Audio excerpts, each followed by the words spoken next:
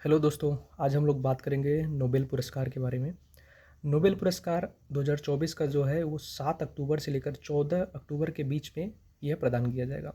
तो इसके बारे में थोड़ी सी जानकारी हम लोग ले लेते हैं, जो इसका हिस्ट्री है इसके बारे में देखते हैं। बाकी आप लोग आज से, यानी कि आज 7 तारीख है, आज से एक एक क्षेत्र में ये नोबेल पुरस्कार दिया जाएगा, 14 तारीख तक दिया जाएगा। तो आप लोग ध्यान रखिएगा। बाकी हम इस पर शॉर्ट्स बनाते रहेंगे, एक एक जो जिसको जिसको ये पुरस्कार आज जिसके नाम की घोषणा होगी उसके बारे में हम बताते रहेंगे। तो बात करें नोबेल पुरस्कार की, तो ये अल्फ्रेड नोबेल की याद में प्रदान किया जाता है। ये जो स्टार्ट हुआ था ये 1901 में हुआ था। क्या 1901 से ये पुरस्कार प्रदान किया जा रहा है। और पहले तो ये 5 क्षेत्रों में दिया जाता था, लेकिन बाद में ये एक आर्थिक क्षेत्र जो था इसमें बढ़ा दिया गया। पहले 5 क्षेत्र कौन कौन से थे? तो एक भौतिकी था, दूसरा रसायन, तीसरा चिकित्सा, चौथा साहित्य और पांचवा जो था वो शांति था।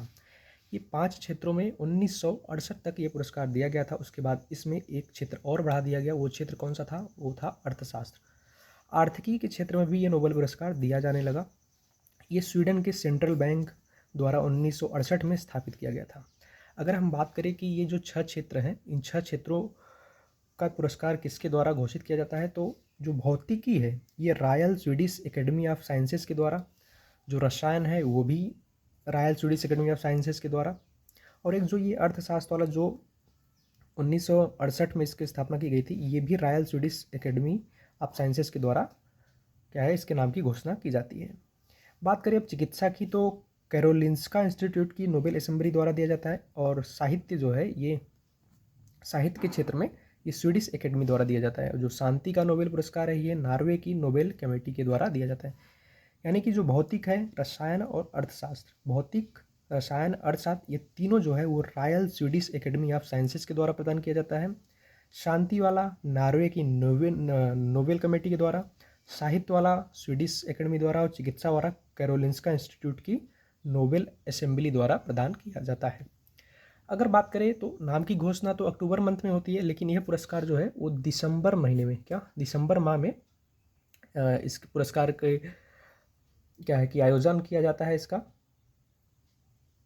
जो समारोह होता है उसका आयोजन किया जाता है। ये स्टॉकहोम स्वीडन में किया जाता है। याद रखिएगा, जो शांति का पुरस्कार है ये स्वीडन में नहीं दिया जाता, ये ओस्लो नॉर्वे में प्रदान किया जाता है। क्या, कहाँ पे? ओस्लो नॉर्वे में ये प्रदान किया जाता है, ओस्लो में। कौन सा? शांति का जो नोबेल पुरस्कार है।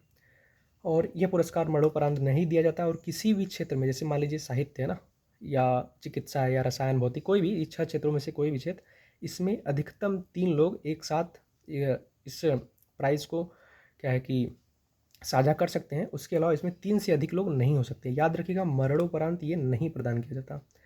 और प्रथम भारतीय की बात करें तो प्रथम भारतीय जो है वो रविन्द्रनाथ टैगोर को 1913 में साहित्य के क्षेत्र में पुरस्कार दिया गया था। प्रथम जो भारतीय महिला हैं उसमें मदर टेरेसा को 1979 में शांति के नोबेल पुरस्कार प्रदान किया गया था। तो ये कुछ इसके हिस्टोरिकल बैकग्राउंड है जिसके बारे में आपको जानकारी रहनी चाहिए, क्योंकि अब क्वेश्चन आपको पता है कि नोबेल पुरस्कार ये हॉटस्पॉट टॉपिक होता है किसी भी एग्ज़ाम के लिए। जो कॉम्पिटिटिव एग्ज़ाम की तैयारी कर रहे हैं उनके लिए ये टॉपिक बहुत महत्वपूर्ण है, और इससे क्वेश्चन प्रत्येक एग्ज़ाम में अक्सर पूछ लिए जाते हैं। तो आप लोग याद रखिएगा, जो 2024 का नोबेल पुरस्कार है ये 7 अक्टूबर से लेकर 14 अक्टूबर, क्या 7 अक्टूबर से लेकर 14 अक्टूबर के बीच में नोबेल विजेताओं के नाम की घोषणा की जाएगी। याद रखिएगा, अक्टूबर में नाम की घोषणा की जाती है, ना कि नोबेल पुरस्कार प्रदान किया जाता है। नोबेल पुरस्कार प्रदान जो है वो दिसंबर माह में किया जाता है। वो भी कहाँ पे किया जाता है? तो स्टॉकहोम स्वीडन में किया जाता है। शांति का पुरस्कार जो है वो सिर्फ ओस्लो नॉर्वे में किया जाता है। याद रखिएगा, मरणोपरांत ये पुरस्कार नहीं दिया जाता। साझा रूप में ये अधिकतम 3 लोग को दिया जा सकता है। प्रथम भारतीय रविन्द्रनाथ टैगोर, प्रथम महिला मदर टेरेसा। प्रारंभ में ये 5 क्षेत्रों में दिया जाता था। वो 5 क्षेत्र की बात करें तो भौतिक, रसायन, चिकित्सा, साहित्य और शांति के क्षेत्र में। अर्थशास्त्र के क्षेत्र में ये बाद में स्टार्ट हुआ, स्वीडन के सेंट्रल बैंक द्वारा 1968 में स्थापित किया गया था। तो उम्मीद करते हैं आपको ये वीडियो अच्छा लगा होगा। तो आप लोग इसके बारे में जानकारी रखिए और 7 से 14 के बीच में एक्टिव रहिएगा कि किसको किसको नोबेल पुरस्कार प्रदान किया जा रहा है। क्योंकि क्या है कि एक एक, अगर ये जैसे 14 तारीख को आप देखेंगे तो भी 6 क्षेत्रों में तो मिल ही जाएगा आपको कहीं ना कहीं, लेकिन अगर आप जैसे 7 को जिनको प्रदान किया गया आप उसी दिन उनको देख लेते हैं तो आपको याद आ जाएगा कि अच्छा हाँ इनको प्रदान किया गया था। फिर ऐसे ऐसे करके आपको याद भी हो जाएगा और पूरे बारे में, इसके बारे में जानकारी भी हो जाएगी। करंट अफेयर से संबंधित ये होता है, तो कोई दिक्कत नहीं आएगी। तो चलिए वीडियो को समाप्त करते हैं यहीं पे। बाकी शाम को मिलते हैं आप लोगों को कि इसमें किसको आज वाला जो नोबेल पुरस्कार शांति के क्षेत्र में प्रदान किया जाएगा, तो उसके बारे में देखते हैं कि किसको प्रदान किया गया है। सॉरी, चिकित्सा के क्षेत्र में प्रदान किया जाएगा शायद, तो उसके बारे में देखेंगे किसको प्रदान किया गया है। Thank you so much. जय हिंद।